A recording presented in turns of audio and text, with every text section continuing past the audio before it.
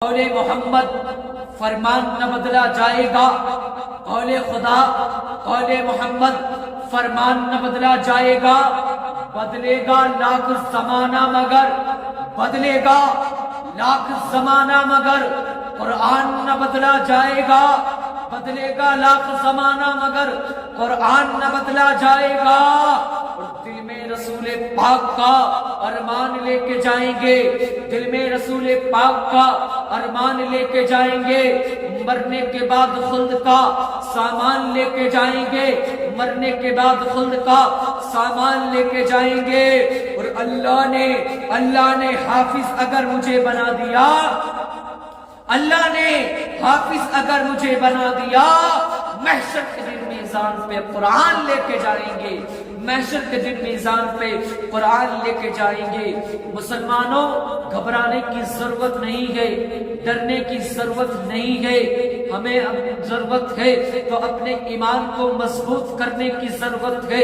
آج ہم قرآن کی تلاوت نہیں کر رہے ہیں، ہم نمازوں کو چھوڑ رہے ہیں، نہیں میرے بھائی، ہمیں قرآن کی تلاوت کرنے کی ضرورت ہے، ہمیں نمازوں کو نہیں چھوڑنا ہے، ہمیں بھی نہیں چھوڑنا ہے۔ ہم اپنے بیٹے کو حکم دیں کہ قرآن کی تلاوت کر، اور اس سے کہیں کہ نمازوں کو نہیں چھوڑنا ہے۔ ہم اپنی بہن سے کہیں کہ بہن قرآن کی تلاوت کر، نمازوں کو نہیں چھوڑنا ہے۔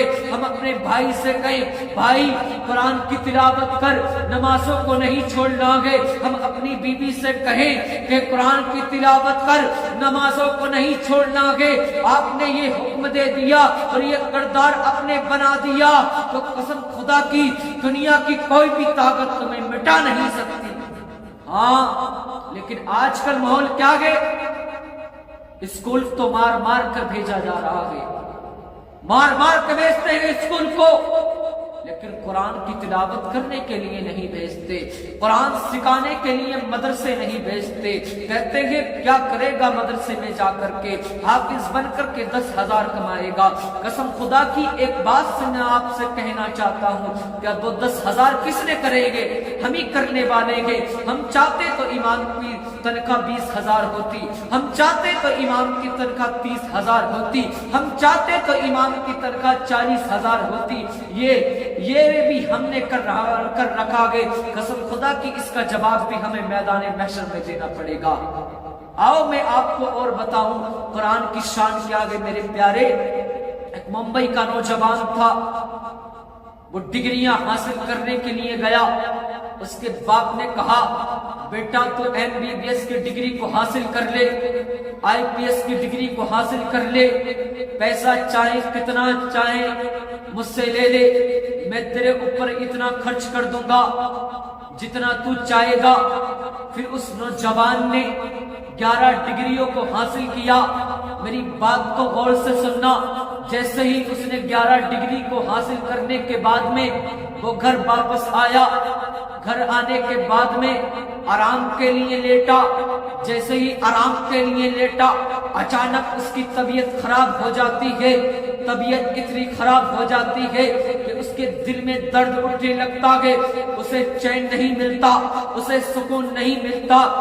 اس نوجوان کا باپ اس کو ہاسپٹل لے جاتا ہے، ہاسپٹل لے جانے کے بعد میں اس کو دوائی کھلواتا ہے، اس کو چین نہیں ملتا۔ پھر دوسرے ہاسپٹل کو لے کے جاتا ہے، اس میں بھی اسے چین نہیں ملتا، حتیٰ کہ ڈاکٹر جواب دے دیتے ہیں کہ اس کا کوئی علاج نہیں ہوتا۔ قسم خدا کی اس کا باپ رونے لگتا ہے۔ وہ نوجوان کہتا ہے اے میرے والد گرامی بتاؤ تو صحیح کیا ہو گیا ہے، ڈاکٹر کیا کہتے ہیں؟ اس کا باپ کہتا ہے کہ اے بیٹے ڈاکٹر کہتے ہیں کہ اب اس کا علاج نہیں، تیرا علاج نہیں ہو سکتا۔ قسم خدا کی وہ نوجوان بھی رونے لگتا ہے۔ پھر اس کا باپ اس کو لے کر کے گھر آ جاتا ہے، گھر آنے کے بعد میں اس کو لٹاتا ہے، لٹانے کے بعد میں پھر مسجد جاتا ہے، مسجد جانے کے بعد میں امام صاحب کو لاتا ہے اور کہتا ہے میرے بیٹے کی طبیعت علیل ہو گئی ہے، اتنی خراب ہو چکی ہے کہ ڈاکٹروں نے جواب دے دیا کہ اس کا علاج نہیں ہوتا۔ میں چاہتا ہوں امام صاحب آپ اس کے سرانے کھڑے ہو کر کے یاسین کی تلاوت کر دیں۔ قسم خدا کی جیسے ہی امام صاحب نے اس کو یاسین کی تلاوت کری تو اس کو سکون مل جاتا ہے، اس کو سکون مل جاتا ہے۔ اب 1-2 گھنٹے کے بعد میں پھر اس کو درد اٹھنے لگتا ہے، درد اٹھنے لگتا ہے، تو پھر وہی سوچتا ہے کہ امام صاحب نے قرآن کی تلاوت کری ہے، میں نے بھی تو انگلش کو پڑھا ہے، میں نے بھی تو ہندی کو پڑھا ہے، میں نے بھی تو بایولوجی کو پڑھا ہے۔